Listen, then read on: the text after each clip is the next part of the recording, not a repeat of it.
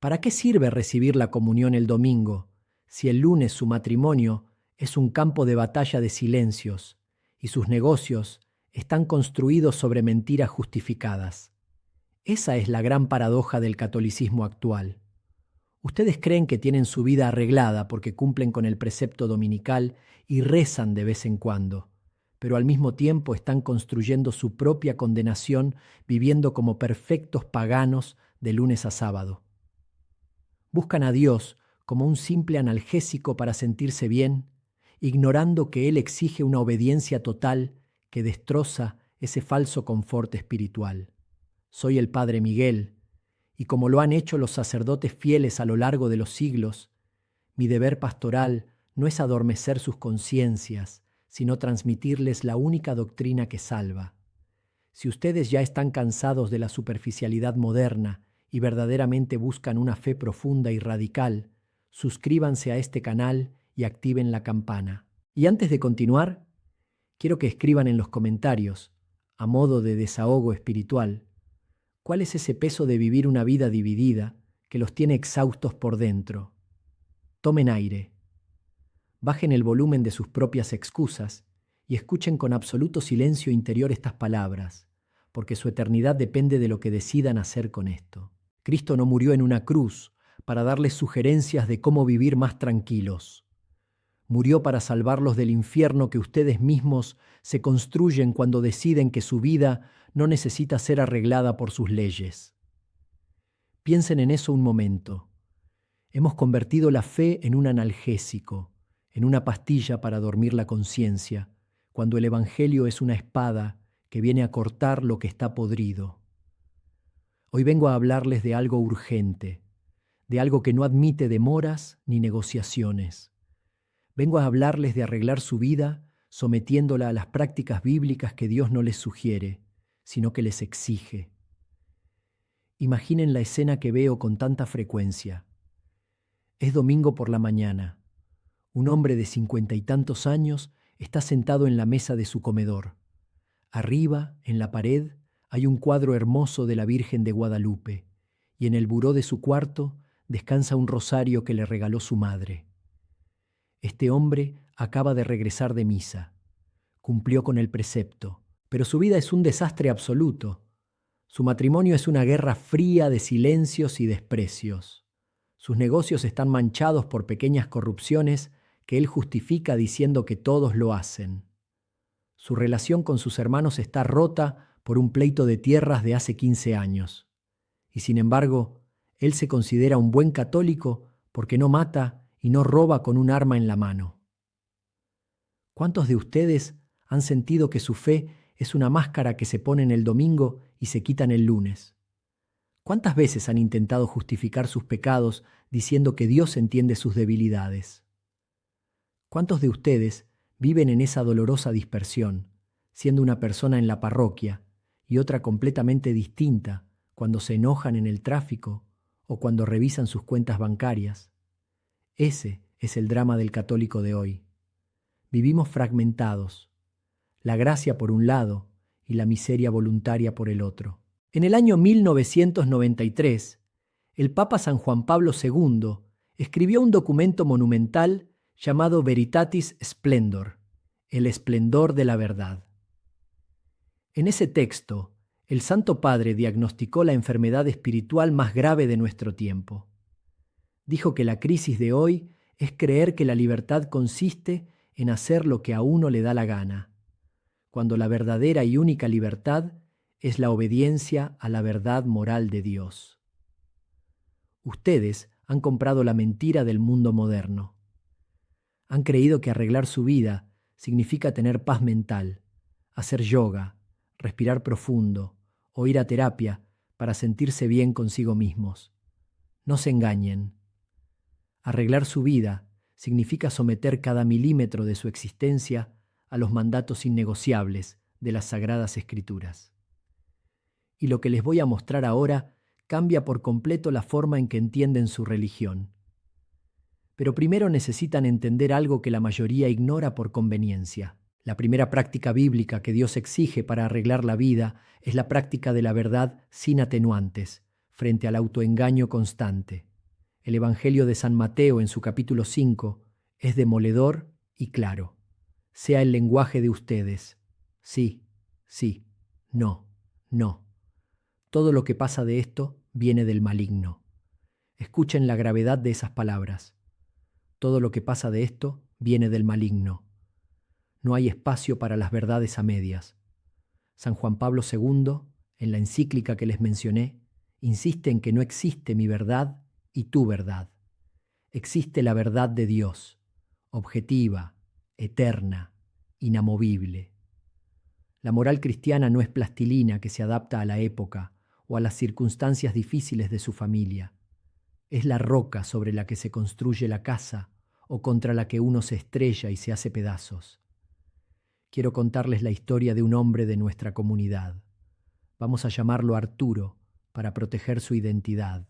Arturo tenía 58 años y era dueño de un negocio de materiales de construcción en Jalisco. Era un hombre respetado, de los que siempre daban donativos para las fiestas patronales. Pero Arturo tenía un secreto a voces. Llevaba más de una década alterando las facturas y entregando materiales de menor calidad de la que cobraba. Cuando alguien le reclamaba, él tenía la justificación perfecta. Decía que la economía estaba muy dura, que los impuestos eran un robo, que él tenía que pagar la universidad de sus 3 hijos y asegurar el futuro de su esposa. Arturo creía que su intención de ser un buen proveedor justificaba su fraude. Estaba ciego. Vivía en una ansiedad perpetua, con problemas de presión arterial, sin poder dormir sin pastillas. Hasta que un día su hijo menor descubrió los dobles libros de contabilidad. El muchacho, decepcionado, le dijo que no quería un solo centavo de ese dinero manchado. Ese fue el golpe de gracia. Arturo vino a buscarme, destrozado, llorando en mi despacho. Quería que yo le diera unas palmaditas en la espalda y le dijera que Dios comprendía sus motivos. Le dije que no. Le dije que su vida estaba desordenada porque había construido su casa sobre la mentira. Le exigí que restituyera el dinero a sus clientes, aunque eso significara perder su estatus, vender su camioneta y empezar de cero. El terror en sus ojos era evidente. Pero Arturo obedeció. El proceso duró 2 años de humillaciones y sacrificios económicos terribles. Sin embargo, la paz que ese hombre irradia hoy no tiene precio. Arregló su vida porque se sometió a la verdad bíblica. ¿Qué están ocultando ustedes? ¿Cuál es ese fraude, esa relación indebida, esa doble vida que justifican todos los días frente al espejo? Esta misma semana, no el mes que entra, van a tener que cortar de raíz esa mentira. Si tienen que pedir perdón, pídanlo. Si tienen que perder dinero para ser honestos, piérdanlo. Dejen de mentirse a sí mismos creyendo que Dios bendice lo que está cimentado en el pecado. Pero eso es solo la mitad de la historia. Lo que viene ahora es lo que realmente necesitan entender si no quieren que su alma se pudra en vida. La segunda práctica bíblica innegociable es la práctica del perdón radical frente al rencor acumulado. En el Evangelio de San Lucas, capítulo 6, el mandato es escalofriante por su claridad. Perdonen y serán perdonados. No es una sugerencia terapéutica. Es la condición absoluta para su propia salvación. El perdón en el cristianismo no es una emoción, no es sentir bonito cuando ven a la persona que los lastimó. El perdón es un acto firme de la voluntad exigido por Dios. El rencor dispersa el alma, la fragmenta, la llena de veneno. El perdón la unifica y la sana. He visto a miles de católicos acercarse a comulgar con las manos juntas y la cabeza agachada, llevando en el corazón un odio amargo y profundo contra su propia sangre. Piensen en las familias que llevan años sin hablarse. Conozco el caso de 2 hermanas, mujeres de fe, de misa dominical ininterrumpida. Vamos a llamarlas Carmen y Rosa. Sus padres murieron y dejaron una casa sencilla en un pueblo de Michoacán. El pleito comenzó el mismo día del velorio. Que si a ti te dieron más cuando te casaste, que si yo los cuidé en su enfermedad, que si la firma del testamento no era válida. Las palabras que se gritaron esa noche abrieron una herida profunda. Pasaron 12 años, 12 navidades sin verse, 12 años donde los primos dejaron de tratarse, 12 años de amargura que envejeció a ambas mujeres prematuramente. Rosa desarrolló una úlcera severa, producto directo del estrés de odiar a su hermana todos los días. Un odio alimentado con chismes y suposiciones. Un odio que justificaba diciendo que ella tenía la razón y que la justicia estaba de su lado. Piénsenlo de otra manera. Guardar rencor es como tomarse un vaso de veneno todos los días y sentarse a esperar a que la otra persona se muera. Es una locura espiritual. Un día, en un retiro de Cuaresma, prediqué sobre el juicio final. Rosa estaba ahí. Al terminar, se acercó temblando. Me dijo que sentía que no podía perdonar, que la injusticia había sido muy grande. Le recordé las palabras de Cristo en la cruz, perdonando a quienes le estaban arrancando la vida a pedazos. Le dije que no le estaba pidiendo que sintiera amor. Le estaba exigiendo que tomara la decisión de perdonar para salvar su propia alma. Esa misma tarde, Rosa tomó el teléfono. Le temblaba la mano. Marcó el número de Carmen.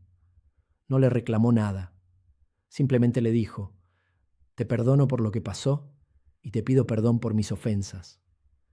Del otro lado hubo un largo silencio y luego un llanto desgarrador. Ese día, 2 mujeres arreglaron sus vidas porque se sometieron a la práctica bíblica del perdón radical. Así de simple, así de grave. No me importa quién les hizo daño. No me importa si ustedes tienen toda la razón del mundo.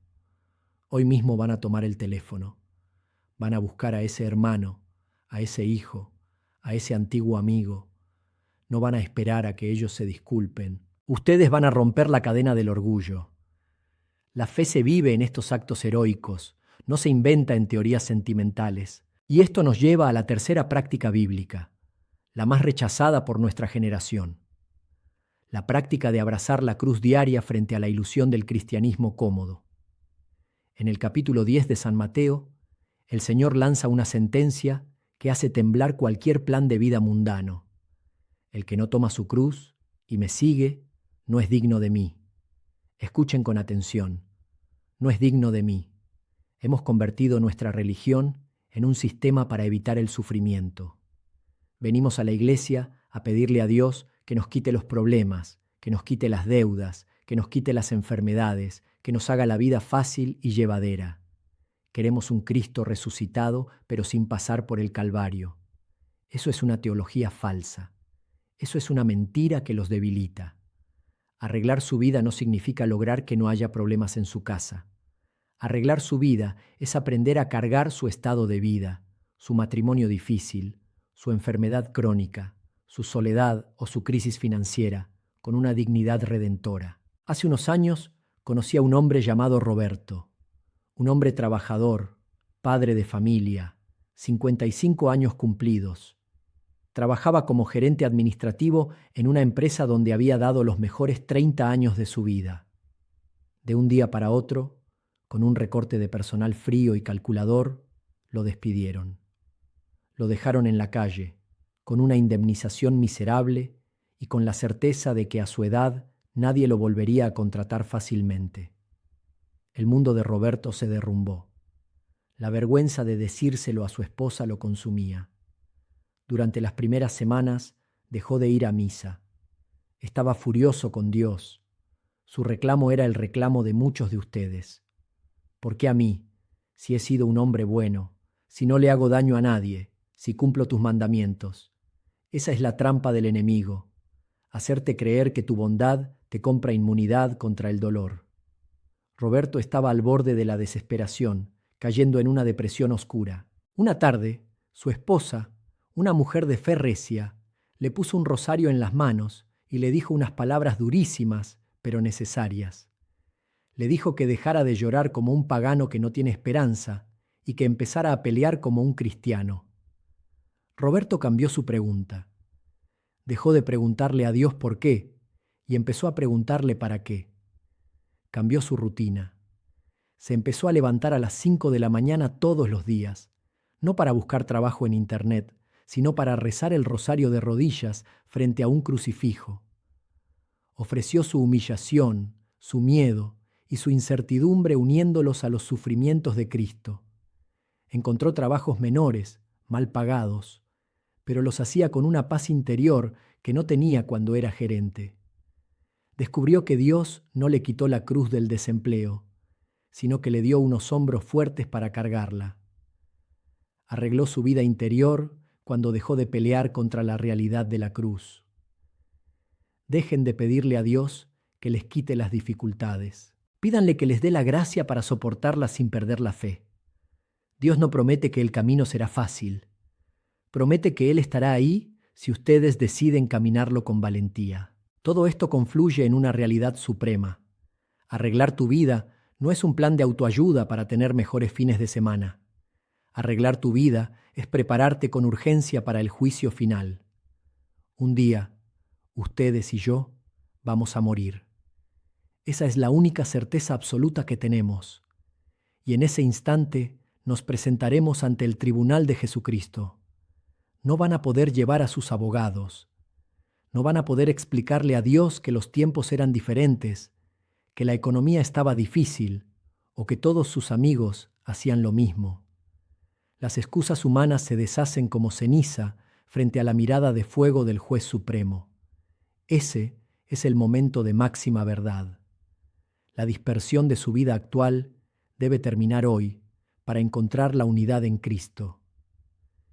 El tiempo de jugar al catolicismo a la carta se terminó. O Cristo es el rey de cada habitación de su casa, de sus finanzas, de su matrimonio y de sus conversaciones, o no es rey de nada. Guarden silencio un momento. Escuchen el latido de su propio corazón. Piénsenlo. Piénsenlo con seriedad. En mis 30 años de sacerdocio he estado junto a cientos de camas de hospital. He visto morir a muchas personas. Y les puedo jurar delante de Dios que los únicos que mueren en verdadera paz son aquellos que ordenaron su vida según las exigencias del Evangelio, sin hacer concesiones a sus caprichos. Los que trataron de engañar a Dios, viviendo una doble vida, mueren rodeados de un terror espantoso, porque saben que el tiempo de la misericordia se agotó y comienza el tiempo de la justicia. Eso es lo que muchos no entienden. No sigan escuchando esto como si fuera un video más de Internet. Esto es una advertencia pastoral, una advertencia para salvar sus almas. El Evangelio exige obediencia, exige renuncia, exige que dejen de ser los dueños de su propio destino para entregárselo al Creador. Es el momento de despertar de la tibieza espiritual que los está matando lentamente. Por eso, hoy no hay despedidas suaves ni mensajes motivacionales. Hoy hay una exigencia y un desafío fuerte para cada uno de ustedes. Escuchen lo que van a hacer, porque de nada sirve escuchar la verdad si no se transforma en una acción concreta. Esta misma noche, cuando terminen de cenar, van a apagar la televisión y van a apagar el teléfono celular. Se van a sentar 10 minutos en absoluto silencio. Van a tomar un papel y una pluma y con una honestidad brutal van a escribir en esa hoja cuáles de estas prácticas bíblicas están violando descaradamente. Van a escribir las mentiras con las que se autoengañan en sus negocios o en sus matrimonios. Van a escribir el nombre exacto de la persona a la que le guardan rencor y no han querido perdonar. Van a escribir la cruz que han estado rechazando con quejas y lamentos. Pónganlo en papel para que lo vean con sus propios ojos. Y mañana mismo, no la próxima semana, no cuando tengan tiempo, mañana mismo van a ir a su parroquia a confesarse de todo eso. Van a vomitar ese veneno en el confesionario y van a salir de ahí dispuestos a restituir el daño y a vivir en la verdad. Si lo que escucharon hoy les tocó la conciencia, si saben que esto es lo que necesitaban escuchar para despertar, les pido que se suscriban a este canal. No es un gesto vacío de Internet, ni un premio para mí. Es una decisión de ustedes para seguir alimentando su fe firme cada semana. Activen la campana para que no se pierdan esta formación constante que tanta falta hace. Y en los comentarios quiero que me respondan con valentía y brevedad. ¿Cuál de estas prácticas exigidas por Dios es la que más trabajo les cuesta aplicar hoy en su vida? Escríbanlo. Ponerle nombre al problema es el primer paso para destruirlo. Los leo a todos, y sus luchas me confirman la necesidad de seguir predicando la verdad sin rebajarla. Ahora inclinen la cabeza para recibir la bendición. Señor Dios Todopoderoso, te presentamos estas vidas rotas, dispersas y cansadas. Te pedimos perdón por las veces que hemos querido adaptar tus mandamientos a nuestra comodidad. Danos la gracia de una profunda incomodidad espiritual para que no descansemos hasta haber ordenado cada aspecto de nuestra existencia según tu santa voluntad. Arranca de nosotros la cobardía, la mentira y el orgullo. Que María Santísima, modelo de obediencia perfecta, interceda por cada uno de ustedes y por la salvación de sus familias. Que Dios Todopoderoso los bendiga, los proteja y les dé la fortaleza inquebrantable para arreglar su vida hoy mismo.